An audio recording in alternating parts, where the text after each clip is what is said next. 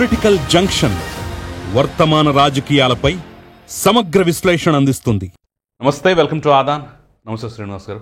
నమస్తే శ్రీనివాస్ గారు, ఈరోజు మన డిస్కషన్లో ముఖ్యమైనటువంటి అంశం నెంబర్ 1, తల్లికి వందనం అంశంలో ఇంకా ఒక చర్చ, ఒక రచ్చ అయితే కొనసాగుతోంది. పథకం సూపర్ హిట్ అయిందని చెప్పేసి సాక్ష్యాలు, ఆధారాలతో సహా కేస్ స్టడీలుగా ఎవరికి ఎంత పడ్డాయి, ఏ కుటుంబంలో ఎంతమంది ఉన్నారు, 5 ఉన్నారా, 6 ఉన్నారా, 10 మంది ఉన్నారా, 12 మంది ఉన్నారా అనేటటువంటి లెక్కలతో సహా కొన్ని చోట్ల, కడప లాంటి ప్రాంతాల్లో కూడా కొన్ని చోట్ల ఎవరికి ఎన్ని పడ్డాయి అనేది ఆధారాలతో సహా చూపించే ప్రయత్నం ఒక పక్క చేస్తుంటే, లేదు డబ్బులు కొట్టేసే ప్రయత్నం అని చెప్పేసి లోకేష్ జేబులోకి 2000 పోతాయని, ఇంకా ఇలా రకరకాలుగా ఒకే కుటుంబంలో 30 మంది ఉంటారా, 30 మందికి ఎలా వేస్తారు అని చెప్పేసి వాళ్ళు కూడా అవతల పక్క నుంచి దాడైతే మొదలుపెట్టారు. సో నిన్న నుంచి మాజీ మంత్రులు వీళ్ళు పథకాల మీద దాడి చేయడం అయితే మొదలుపెట్టారు. మిగతావి ఎప్పుడు ఇస్తారు, ఇంతవరకు ఇచ్చారు, దీనికోసం ఎన్ని అప్పులు చేస్తారు, ఎన్ని తాకట్లు పెడతారు, అది ఇది అని చెప్పేసి బొగ్గన రాజేంద్రనాథ్ రెడ్డి వంటి వాళ్ళు కూడా హైదరాబాద్లో ప్రెస్ మీట్ పెట్టి మరీ మాట్లాడుతున్నాం ఆయన. సో అసలు ఇది ఏం జరుగుతోందనేది, నిజంగానే పథకాల మీద ఎలాంటి ప్రభావం కనిపిస్తోంది, తల్లికి వందనం కానీ మిగతావి కానీ, వీళ్ళ విమర్శలు అర్థవంతమా అర్థరహితం అనేది కూడా మాట్లాడే ప్రయత్నం చేద్దాం. ఇక రెండోది, ఏడాది పాలన సందర్భంగా అనేక మంది విశ్లేషకులు, అనేక మంది సర్వే సంస్థల అధినేతలు కూడా తమ అభిప్రాయాలు వ్యక్తం చేస్తున్నారు, గ్రౌండ్ రిపోర్ట్ ఇస్తున్నారు. అయితే చాలా వరకు 1-2 చోట్ల మాత్రం అంటే సర్వే రిపోర్ట్లు కానీ లేదంటే వాళ్ళు చెప్తుంది కానీ కొత్తగా ఎన్నికైనటువంటి ఎమ్మెల్యేలపై కొంత ప్రజల్లో వ్యతిరేకత ఉంది అనేది ఒక పక్క, ఎస్సీ ఎస్టీ నియోజకవర్గాల్లో కూటమి పూర్తిగా పట్టుకోల్పోయింది, ఈసారి వాటిని మర్చిపోవడం అని చెప్పేసి మరో పక్క, కొత్త ఎమ్మెల్యేలు అవినీతి ఎక్కువ పెరిగిపోయిందని చెప్పేసి, ఇలా రకరకాల విమర్శలు అయితే, రకరకాల సర్వేల పేరుతో వస్తున్నటువంటి కామెంట్లు అయితే కనిపిస్తున్నాయి. నిజంగానే ఏడాదిలోనే అంత మార్పు ఉందా, ఆ రకంగా ప్రజలు కూటమి పట్ల వ్యతిరేకంగా ఉన్నారనేది మనం మాట్లాడే ప్రయత్నం చేద్దాం. అసలు ఆ సర్వే సంస్థల రిపోర్ట్లు ఎంతవరకు వాస్తవానికి దగ్గరగా ఉన్నాయో మాట్లాడే ప్రయత్నం చేద్దాం. ఇక 3, భావ ప్రకటన స్వేచ్ఛ మీద ఇప్పుడు తెలుగు రాష్ట్రాల్లో గగ్గోలు పెడుతున్నారు. హైదరాబాద్ వంటి చోట్ల కూడా కొంతమంది ప్రెస్ మీట్లు పెడుతున్నారు. ఆంధ్రప్రదేశ్లో కూడా ప్లాన్ చేస్తున్నారట ఎడిటర్స్. ముఖ్యంగా కొమ్మినేని శ్రీనివాసరావు అరెస్టు తర్వాత అసలు మీడియా మీద అణిచివేత అది ఇది అంటున్నారు. At the same time Kommineni శ్రీనివాసరావుకు బెయిల్ ఇచ్చే సందర్భంగా సుప్రీంకోర్టు ప్రభుత్వానికి మొట్టికాయలు వేసింది, ప్రభుత్వాన్ని తలంటు పోసిందని చెప్పేసి కూడా కొన్ని కామెంట్లు వస్తున్నాయి.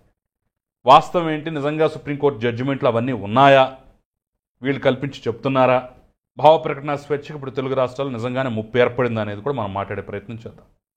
ఈ 3 టాపిక్స్లో ఫస్ట్గా మనం ఈ సూపర్ 6 మీద, ముఖ్యంగా తల్లికి వందనం మీద జరుగుతున్నటువంటి కామెంట్లు, విమర్శ మీద మీ అభిప్రాయం ఏంటి?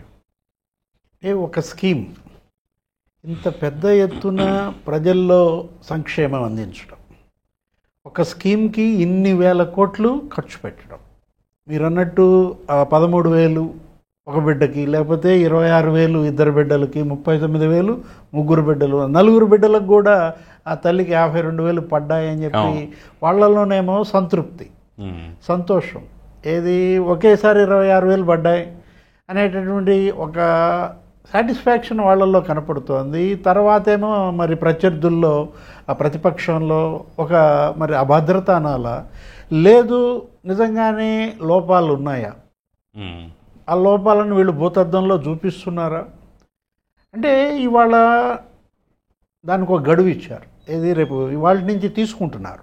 ఎవరికైతే రాలేదో, ఎక్కడైతే పొరపాట్లు జరిగాయో, లోపాలు ఉన్నాయో వాటిని సవరించుకోవడానికి 16వ తారీఖు నుంచి దరఖాస్తులు తీసుకుంటున్నారు. సహజం, ఏది కొన్ని చోట్ల టెక్నికల్గా నీకు సమస్యలు ఉంటాయి. ఇప్పుడు తల్లి పేరు, కొంతమందికి ఒకే తల్లి పేరు పెట్టారంటున్నారు.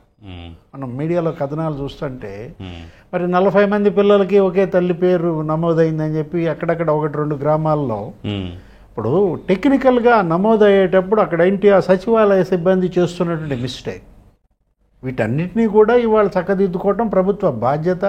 మరోసారి అవి పునరావృతం కాకుండా ఈసారి చూసుకోవాలి.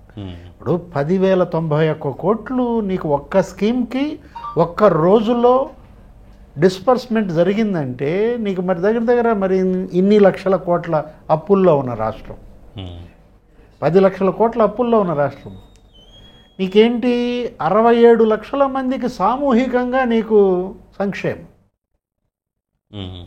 ఒక్క స్కీమ్లో నేను అంటోంది అదే. ఇప్పుడు 67 లక్షల మంది తల్లుల ఖాతాల్లో అమౌంట్ పడిందంటే మరి ఇది మామూలు స్కీమ్ కాదు. తల్లికి వందనం విషయానికి వచ్చేసరికి వాళ్ళు తీసుకున్న మార్గదర్శకాలు ఏంటి, మనం గతంలో కూడా చెప్పుకున్నాం. అమ్మఒడిలో జగన్మోహన్ రెడ్డి ఏ మార్గదర్శకాలు వాడాడో అవే వీళ్ళు కూడా కంటిన్యూ చేస్తున్నారు. వాటిల్లో మరి లోపాలు ఏమైనా ఉంటే సరిదిద్దాలి. గతంలో జగన్మోహన్ రెడ్డి హయాంలో విమర్శలు వచ్చాయి. ఏది కరెంటు బిల్లు ఏదో పెట్టాడు, అప్పుడు 300 యూనిట్లో ఏమో కరెంటు బిల్లు కనుక వస్తే మరి మీకు ఇది కట్ అన్నారు. మీటర్లో లోపాల వల్ల బిల్ అప్ అండ్ డౌన్స్ ఉంటాయి. ఇది ఒక నెల ఏమో మనకి 150 రూపాయలు రావచ్చు, ఇంకో నెలలో ఇది అది కలిపి 300 రూపాయలు రావచ్చు. వాడు ఆన్ యావరేజ్ తీసుకుని కడుతుంటాడు అప్పుడప్పుడు.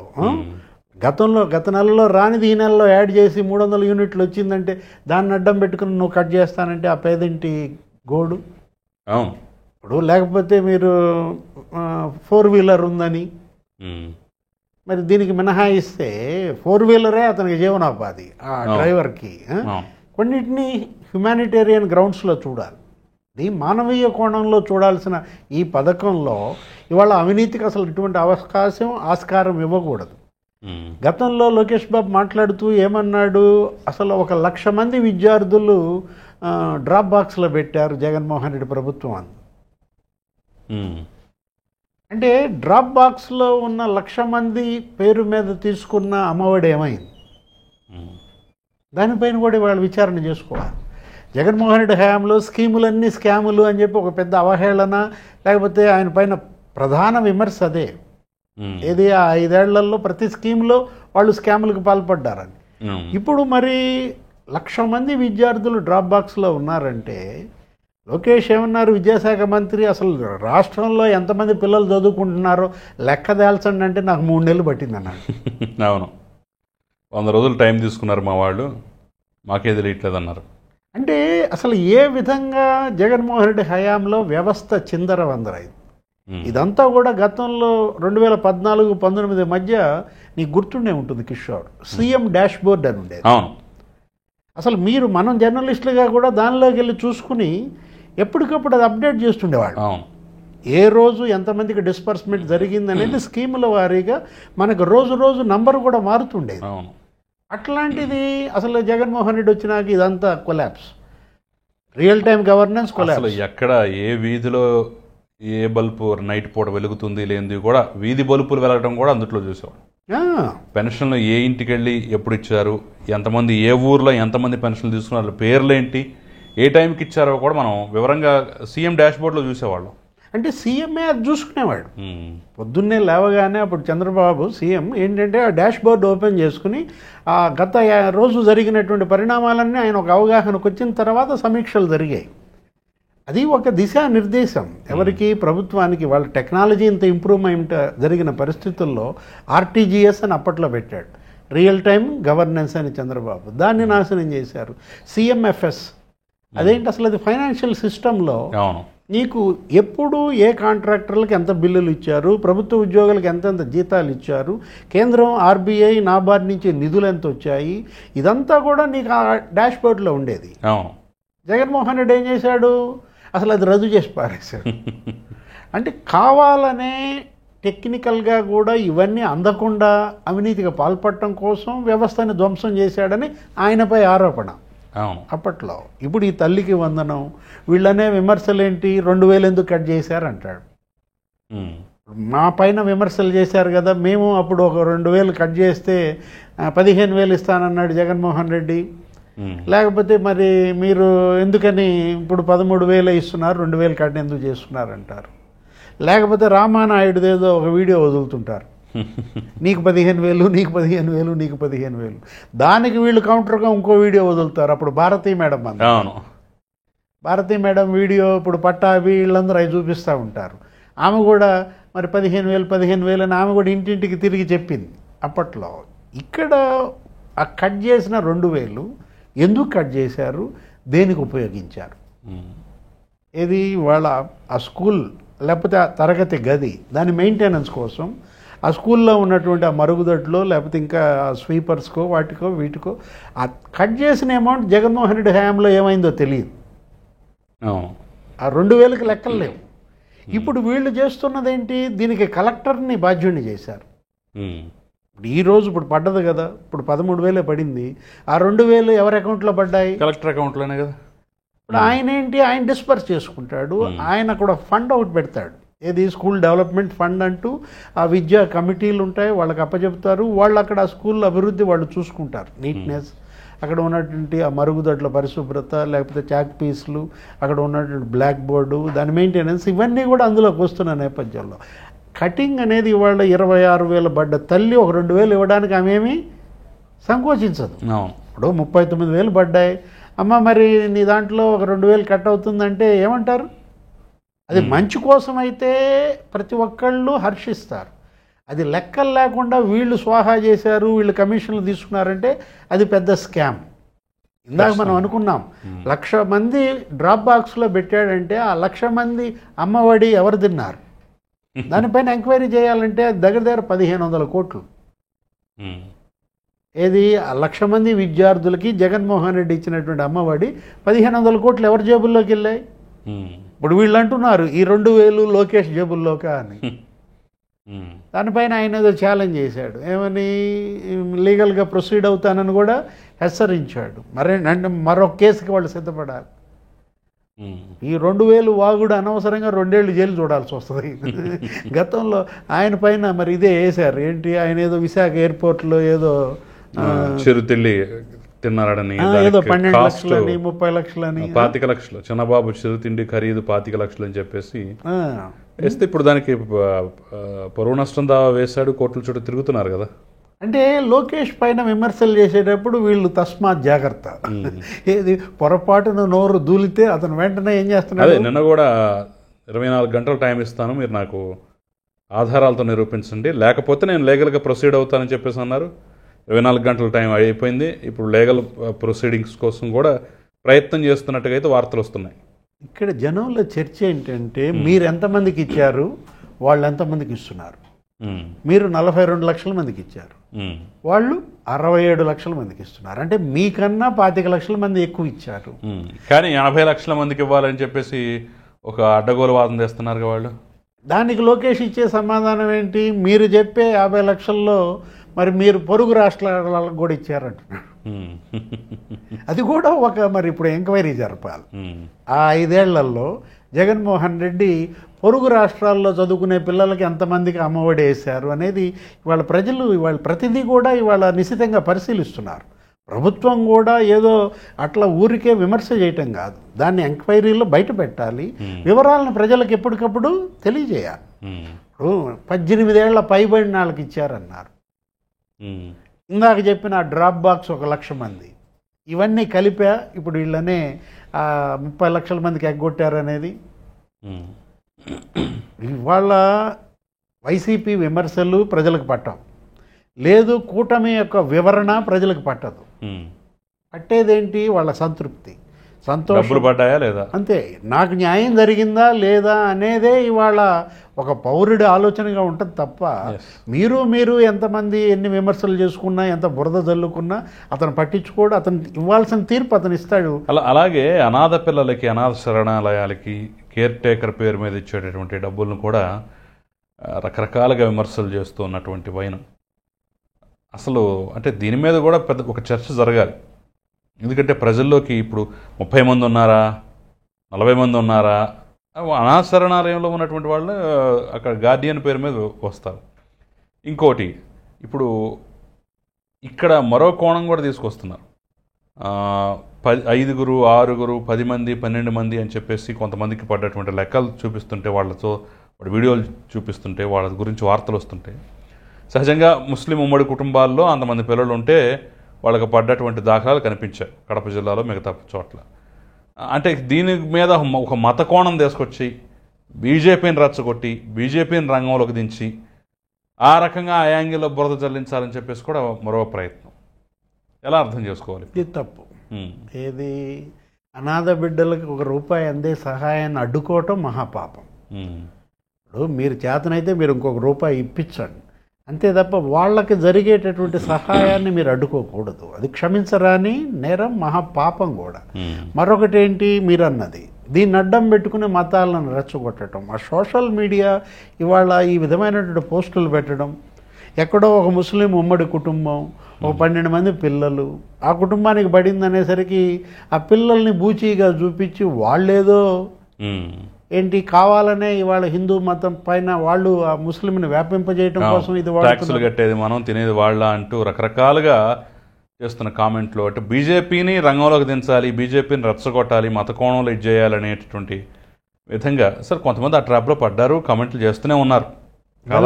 వెల్ఫేర్ స్కీమ్ని వెల్ఫేర్ స్కీమ్గా చూడాలి, పేదరికాన్ని పేదరికంగా చూడాలి.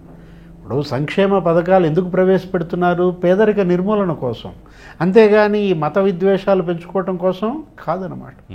ఇప్పుడు ఇవాళ పేదరికంలో ముస్లింలు ఉండటం వాస్తవం.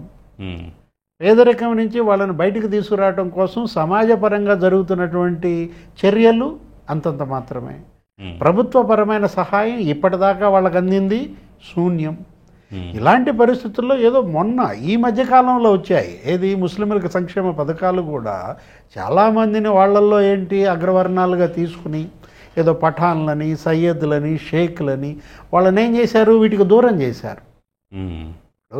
ఈరోజు ఏంటి పేదరికం ఉందా లేదా, దీన్ని పేదరిక కోణంలోనే చూడాలి తప్ప వీళ్ళు ఇంకా వాళ్ళ కళ్ళల్లో ఈ మత పిస ఇది సమాజం హర్షించదన్నమాట.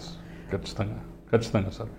సరే, ఇక మనం ఈ టాపిక్ వదిలి రెండో టాపిక్లోకి వెళితే ఇప్పుడు సర్వేల పేరుతో జరుగుతున్నటువంటి రచ్చ రభస, సరే కొంత వాస్తవాలు ఉండొచ్చు, కొంత ప్రజల పరిస్థితి తెలుసుకోలేని పరిస్థితి ఉండొచ్చు, కొంతమంది చెప్పేది మనం నమ్మొచ్చు, కొంతమంది చెప్పేది విశ్వసించడానికి కూడా అవకాశం లేని విధంగా ఉండొచ్చు.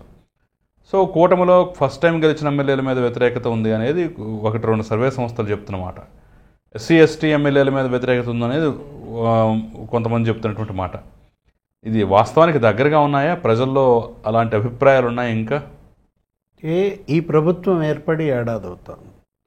ఈ ఏడాది పాలనలో మనం తీసుకున్నట్లయితే అభివృద్ధి, సంక్షేమం, 3 పార్టీల మధ్య ఐక్యత, వాళ్ళు ఇచ్చినటువంటి మేనిఫెస్టో అమలు తీరు, ఇవన్నీ ఒక ఎత్తు అయితే మీరన్నది ఏది శాసనసభ్యులుగా ఇవాళ ప్రజల ముందు ఉన్నటువంటి ఆ వ్యక్తులు, ఆ నాయకులు వాళ్ళని వాళ్ళ నకసిక పర్యంతం గమనిస్తున్నారు.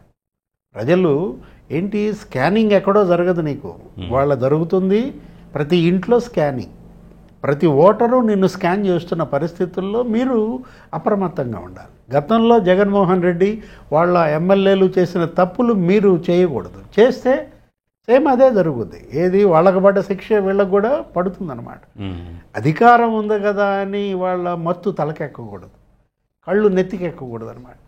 రేపొద్దున అధికారం పోతే కళ్ళ ముందు కనపడుతున్నారు జగన్మోహన్ రెడ్డి, వైసీపీ ఎమ్మెల్యేలు, లేకపోతే ఆ మాజీ మంత్రులు, ఏంటి వాళ్ళ పరిస్థితి ఏంటి? ఇవాళ కేసులు, అరెస్టులు, జైళ్ళు, హాస్పిటల్ చుట్టూతో తిరుగుతున్న పరిస్థితుల్లో మీకు ఆ పరిస్థితి తెచ్చుకుంటారా? ఇప్పుడు మొన్న ఏదో సర్వే చూశాను, వాళ్ళేంటి దగ్గర ఏదో 19 మంది పైన 30% వ్యతిరేకత అన్నారు. ఇందాక మీరు ఇంట్రోలో కూడా చెప్పారు, కొన్ని సర్వేలు గ్రౌండ్ రిపోర్ట్లు ఏవో చూస్తుంటే వ్యతిరేకత వస్తుందన్నారు. గ్రౌండ్ రిపోర్టా అది రౌండ్ రిపోర్టా?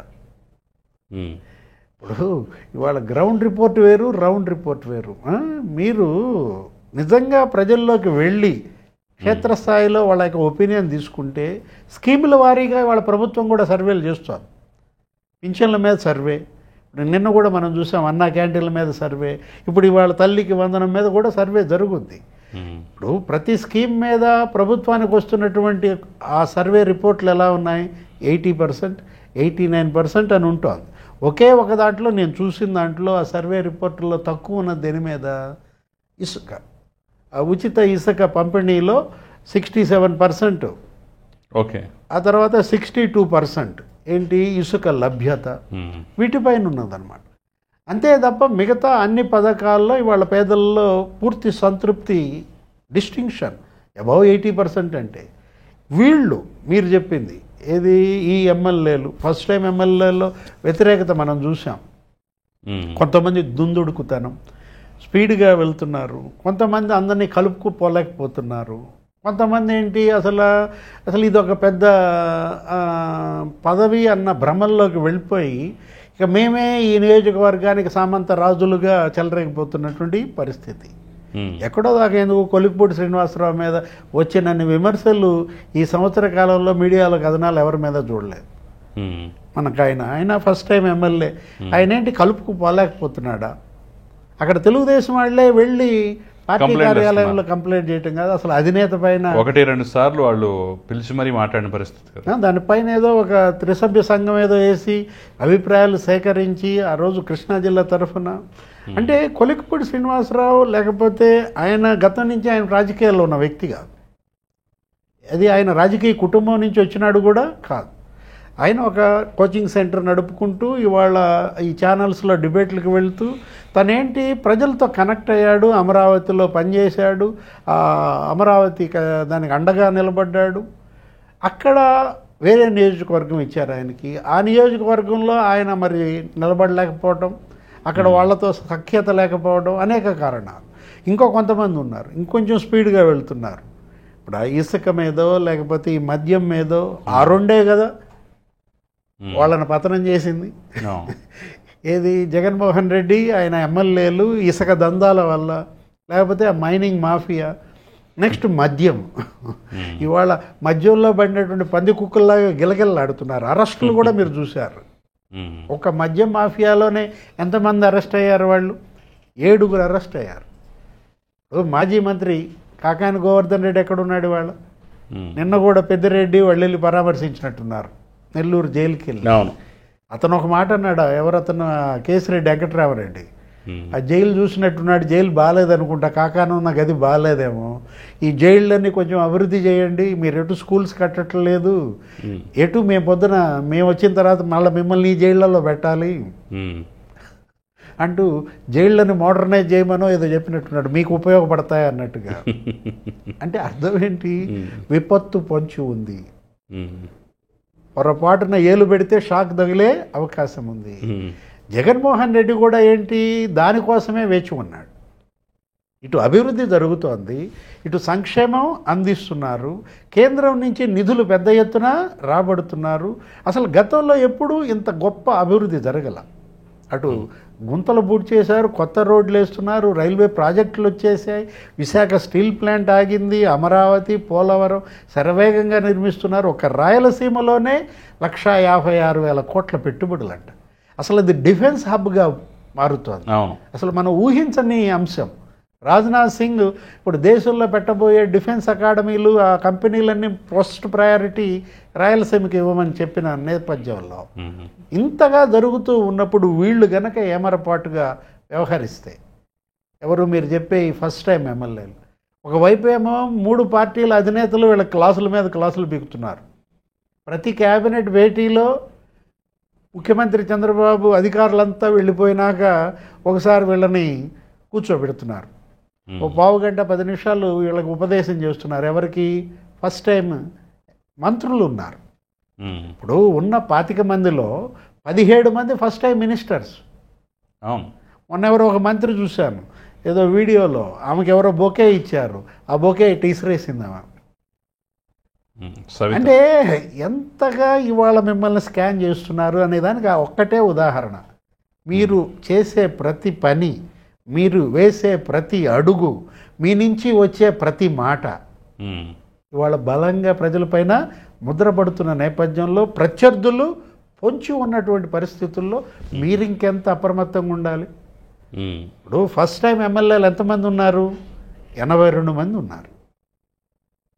ఫస్ట్ టైం మీకు అవకాశం లభించింది. ఆయన ఏమంటున్నాడు ముఖ్యమంత్రి చంద్రబాబు ప్రతి మీటింగ్లో వీళ్ళని ఉద్దేశించాడు. మొన్న మహానాడులో కూడా మనం చూసాం. ఏంటి? మీరు లాంగ్ టర్మ్ ఎమ్మెల్యేలుగా ఉండాలనేది మీరు గుర్తుపెట్టుకోండి. ఈ ఒక్కటే కాదు మీకు ఛాన్స్. 5 ఏళ్లకే పరిమితం అవుతావా? ఇప్పుడు ఇవాళ చంద్రబాబు ఎన్నిసార్లుగా గెలుస్తున్నాడు? ఇప్పుడు 8 సార్లు ఎమ్మెల్యేగా గెలిచి మరి 9వసారి అసెంబ్లీకి వెళ్ళాడంటే, అంటే ఇవాళ ప్రతి ఒక్కళ్ళు ఎవరిని కదిలించిన బుచ్చయ్య చౌదరి 7 టైమ్స్ ఆయన, అయ్యన్న పాత్రుడు 5 టైమ్స్ 6 టైమ్స్. అంటే కొంతమందినన్నా మీరు ఆదర్శంగా తీసుకోవాలి. నువ్వు ఇదే ఇక చాలు, ఇంకా నాకు ఇక అవసరం లేదు, నా జీవితాశయం నెరవేరింది అనుకుంటే అది వేరే విషయం. మళ్ళా నేను గెలవాలి అంటే అక్కడ ఉన్నటువంటి ప్రజలతో నువ్వు సఖ్యతగా ఉండాలి. అంటే మనం వీళ్ళు చెప్పేటటువంటి సర్వే రిపోర్ట్లు నిజంగానే ప్రజాభిప్రాయానికి అద్దం పడుతున్నాయా, లేదంటే కొంత గ్లోరిఫై చేసి చెప్తున్నారా? సరే, ఫస్ట్ టైం ఎమ్మెల్యేలు కానీ శాసనసభ్యులు కానీ ఈ యొక్క ప్రజాప్రతినిధుల తీరు నిజంగానే అంత ఉందా, వాడు చెప్పినంత ఉందా, లేదంటే కొంత ఉంటే దాన్ని ఇంకా భూతద్దంలో పెట్టి చూపిస్తున్నారంటారా?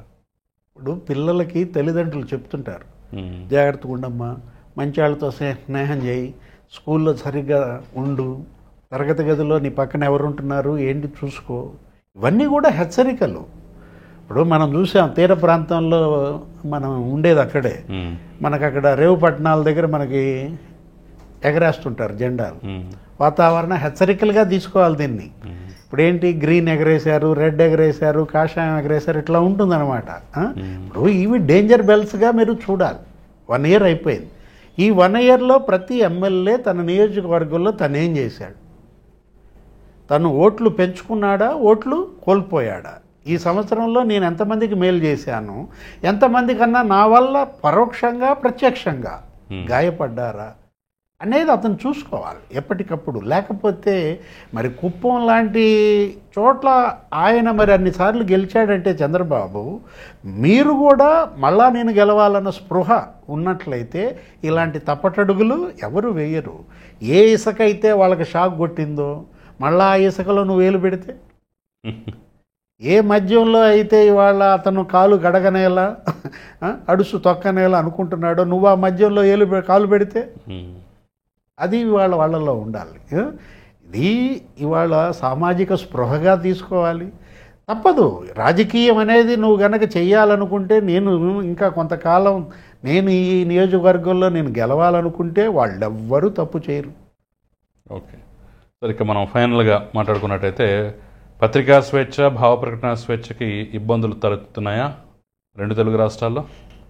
ఈ కొమ్మినేని బెయిల్ సందర్భంగా సుప్రీంకోర్టు నిజంగానే మొటికాయలు వేసిందా ఏంటి? అసలు ఈ కామెంట్ల పట్ల మీ అభిప్రాయం ఏంటి? నిన్న హైదరాబాద్లో కొంతమంది పత్రికా సంపాదకులు, సీనియర్ జర్నలిస్టులు సమావేశం కావడం, వాళ్ళ యొక్క ఆందోళన నేను చూశాను. కె రామచంద్రమూర్తి గారు లాంటి వాళ్ళు కూడా అక్కడ మీటింగ్లో మాట్లాడటం. అంటే ఇవాళ నిజంగానే ఆంధ్రప్రదేశ్లో భావ ప్రకటన స్వేచ్ఛ ప్రమాదంలో పడిందా అంటే యనమల రామకృష్ణుడు ఏదో స్టేట్మెంట్ ఇచ్చాడు నిన్న. ఏంటి, ఇవాళ మీరు మహిళల పట్ల అసభ్యంగా మాట్లాడటం, వ్యక్తిత్వ హననం, తప్పుడు సమాచార వ్యాప్తి, ఇది కాదు కదా ఇవాళ భావ ప్రకటన స్వేచ్ఛ అంటే. ఇప్పుడు కొమ్మినేని అరెస్టు, బెయిలు, ఇదేంటి, ఇది ఒక గుణపాఠం కావాలి. 50 ఏళ్ళు ఆయన సుదీర్ఘ జర్నలిజంలో ఉన్నటువంటి ఆయన కేవలం ఒక డిబేట్కి బలయ్యాడు.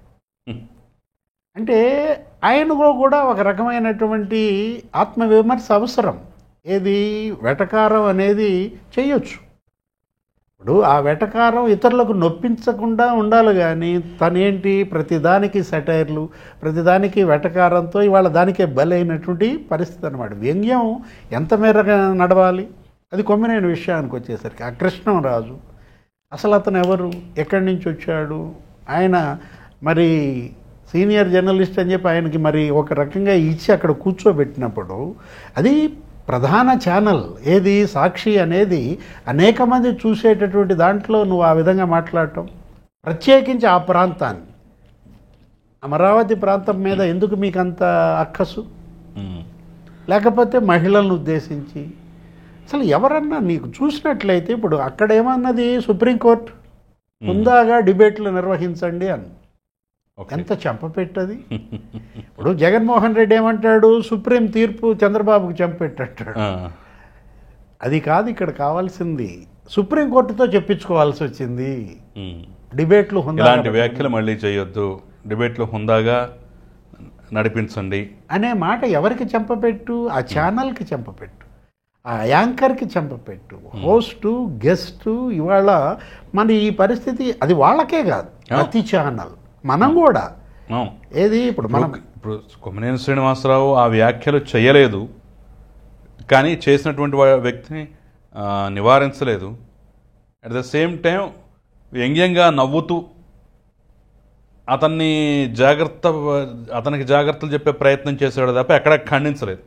ఈ 3 అంశాలే కదా ప్రధాన చర్చ. నిజంగా కొమ్మినేని శ్రీనివాసరావు వ్యాఖ్యలు చేశాడన్నావా, సమర్థించాడు, అతను ఆపలేదని కదా, ప్రోత్సహించాడనే కదా. ఇప్పుడు రేపటి రోజున కృష్ణరాజు ఆ వ్యాఖ్యలు చేశాడు కాబట్టి ఆ తీవ్రత ఎక్కువగా ఉంటుంది. కొమ్మినేని కన్నా కృష్ణరాజు మీద ఆ తీవ్రత ఎక్కువగా ఉంటుందని అందరికీ తెలిసిన సత్యం. దీని మీద పెద్ద లా చదవక్కర్లా, లా పాయింట్లు తెలియక్కర్లా. నేరం చేయడమే కాదు, ఆ నేరానికి సహకరించడం కూడా తప్పే కదా, అది ఇవాళ దోషమే కదా.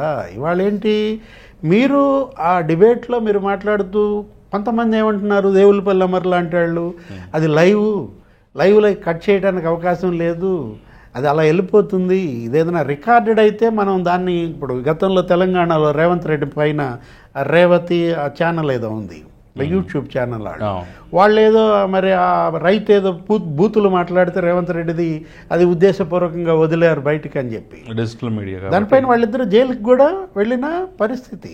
ఇవాళ ఇది లైవ్ అయినా ఇదే కొమ్మినేని గత డిబేట్లో లక్ష్మీపార్వతిపై వ్యాఖ్యలు చేసినప్పుడు ఏం చేశారు, ఆగ్రహోదగ్రుడయ్యాడు కదా, ఆ కాలర్ని కట్ చేశాడు, నీ ఇంట్లో ఆడాళ్ళు లేరా అని అడిగాడు, వాళ్ళు విడాకులు తీసుకోవట్లేదా అని అడిగాడు, అదంతా తప్పేమన్నా ఉంటుందని అడిగాడు, అసలు ఎంతసేపు మహిళల పట్ల ఎలా మాట్లాడతారని అన్నాడు.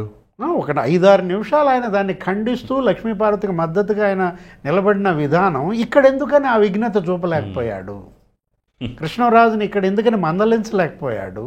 లేకపోతే కట్ చేసుకోవచ్చు, బ్రేక్కి వెళ్ళొచ్చు, ఆ సమయంలో ఆ బ్రేక్ టైంలో ఆయనకి మళ్ళీ క్లాస్ బీకచ్చు, మీరు ఇలా అయితే నేను మిమ్మల్ని నా డిబేట్కి పిలవనని హెచ్చరించవచ్చు, ఆయనతో క్షమాపణ కూడా చెప్పించవచ్చు.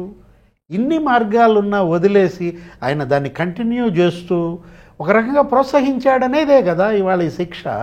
ఇంతకన్నా శిక్ష ఏం పడాలి కిషోర్? ఒక జర్నలిస్ట్ ఫోటోలు వాళ్ళ చెప్పులతో కొట్టే పరిస్థితి మహిళలతో దాపురించిందంటే అక్కడే సగం కుంగిపోయారు.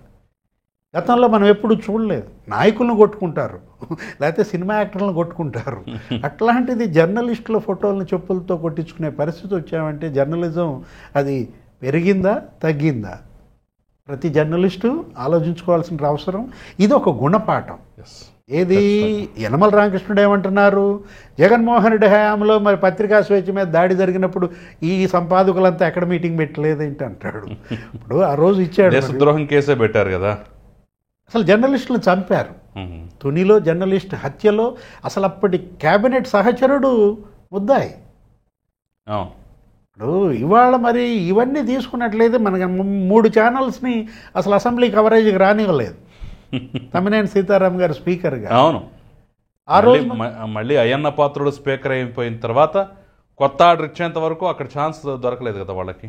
ఇప్పుడు జీవో 2430 ఏదో తెచ్చారు, జగన్మోహన్ రెడ్డి తెచ్చినటువంటి ఆ జీవో 2430, అప్పుడు వీళ్ళు ఎందుకని మీటింగ్ పెట్టలేదు అంటున్నారు పత్రికా సంపాదకులు. ఇవాళ ఏంటి, జర్నలిజం ప్రమాదంలో పడిందా, నిజంగానే పడిందా? వీటన్నిటిపైన ఇవాళ రాష్ట్ర ప్రభుత్వం కూడా మేల్కోవాలి. ఏది ఒకసారి గనక ఇలాగే గనక జరిగినట్లయితే, ఎందుకంటే ఎప్పుడు ఎక్కడ ఎలా ప్రభుత్వ వ్యతిరేకత పుట్టుద్దో తెలియదు, అది ఉప్పెనలా మారుద్దో తెలియదు అన్నమాట. కాబట్టి ప్రతిదీ కూడా ఆచితూచి స్పందించాలి, అప్రమత్తంగా ఉండాలి.